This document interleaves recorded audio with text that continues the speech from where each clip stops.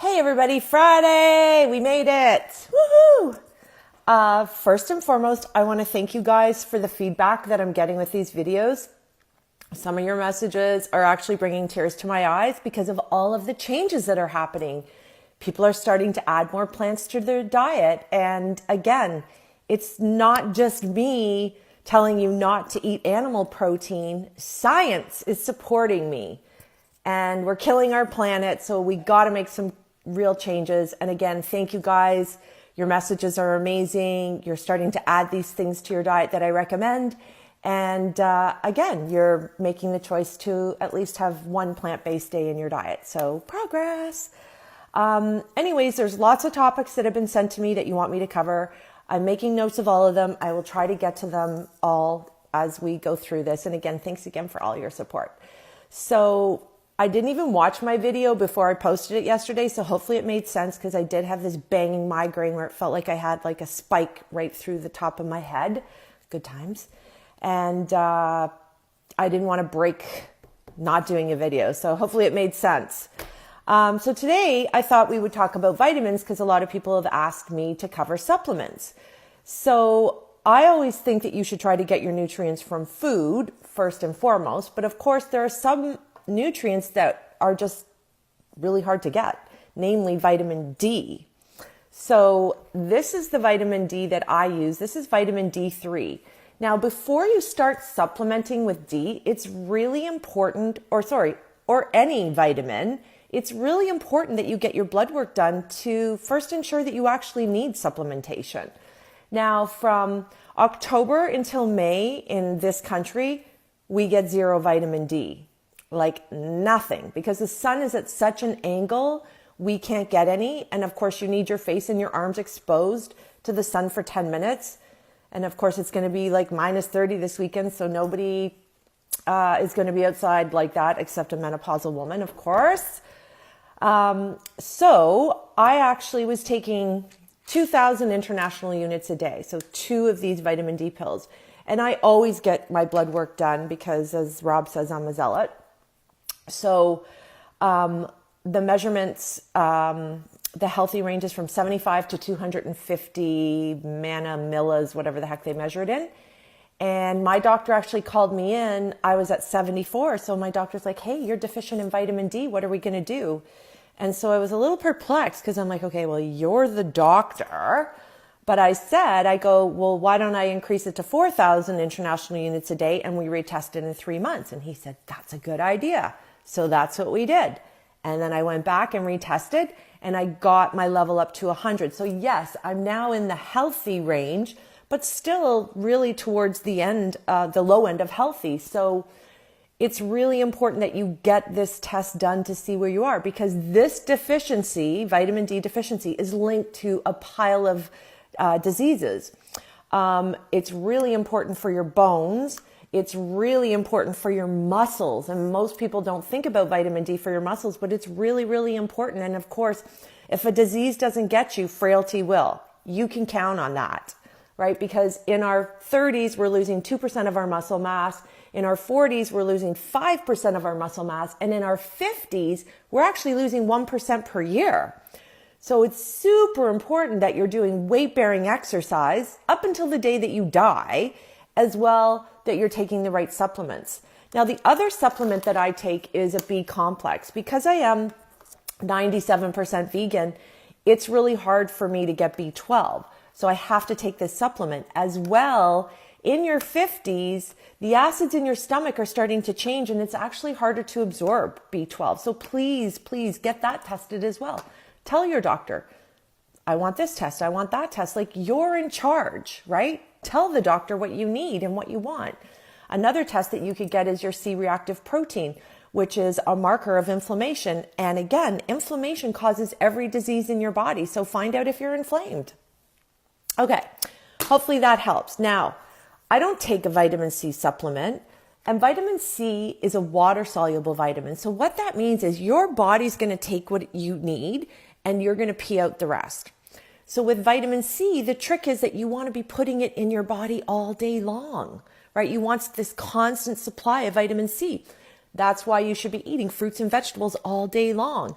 And that vitamin C is going to boost your immune system, right? Like, honestly, I rarely get sick. Yes, I get migraines, but that's a neurological disease. Not much I can do about that. Someone passed that crappy gene down to me. However, I can try to ensure that I don't get a cold. So I do take vitamin D. Also helps with your immune system. I take the vitamin C. Something I didn't note on vitamin D, and again, sorry, like I'm such a scatterbrain. Like there's so many things I want to tell you, and hopefully I'm going to get better and better at this as we go along. But vitamins D, A, E, and K are fat-soluble vitamins. So that means that they are going to get lodged in your fat. So again, don't just start taking vitamin D. You might not need it because you have a pile stored in your fat in your liver. Okay, so vitamin E, I would never take as a supplement. That's been linked to a lot of problems with heart. You want to make sure that you're eating nuts. That's a natural source of vitamin D. Remember, like vitamins are synthetic, right? So they actually changed the amount of calcium they wanted women to take. First, it was 1,200 milligrams a day, and now they've brought that down to 600 to 650 milligrams a day because that synthetic calcium is absorbed so quickly into your body. They feel like that's a problem with your heart, where if you're just eating natural sources of calcium, and remember, dark leafy greens are amazing. Chia seeds too, they have lots of calcium as well. So you don't need to drink milk because it does the body good, because it does not do the body good. It actually leaches calcium out of your bones. But we've got these amazing marketers who have taught us that milk does the body good, but don't believe the hype. It's bullshit. Okay, so that's the only vitamins I take plus my omega. That's it, guys. Like I want you to just eat real food.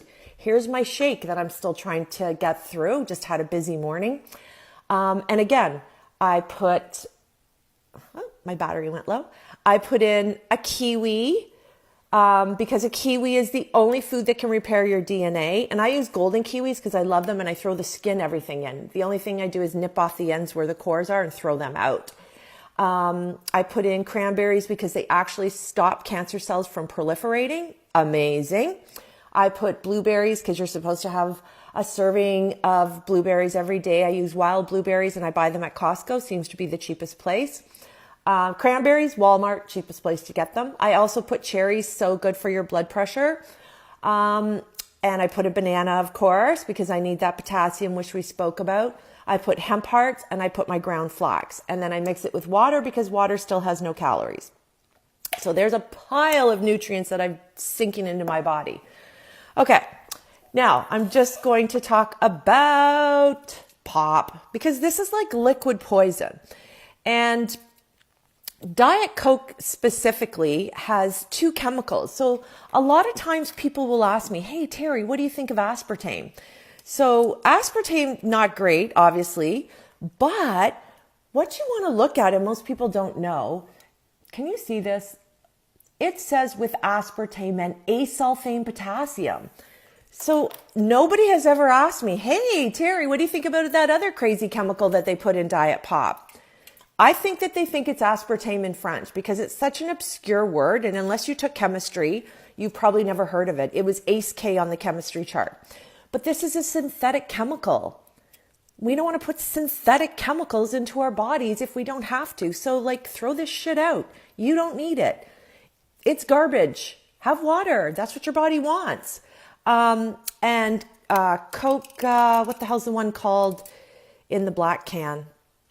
Coke Zero. So Coke Zero is Diet Coke put into a black can to appeal to men. So again, it's all about marketing, people.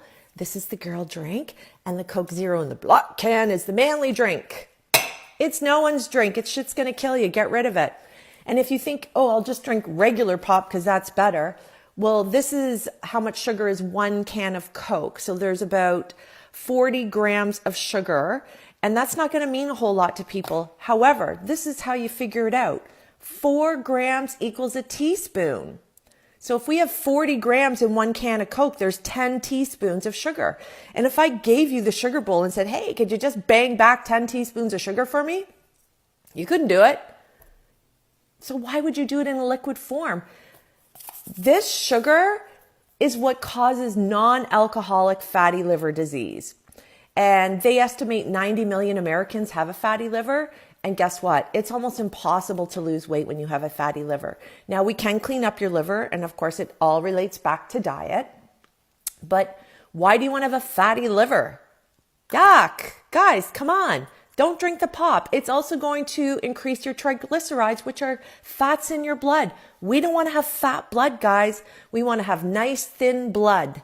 So stop with the pop, throw it out, have some water. Some people tell me they don't like the flavor of water, which I don't really get because I find water doesn't have a flavor, but you can flavor it with fruit.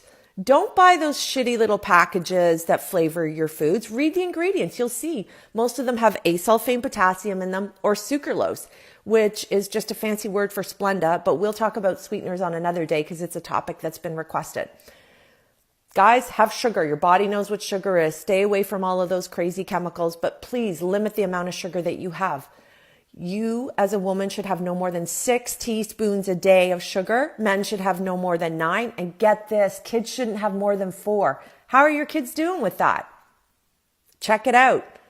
Okay, that's it, guys. Gotta go. Thanks again for tuning in.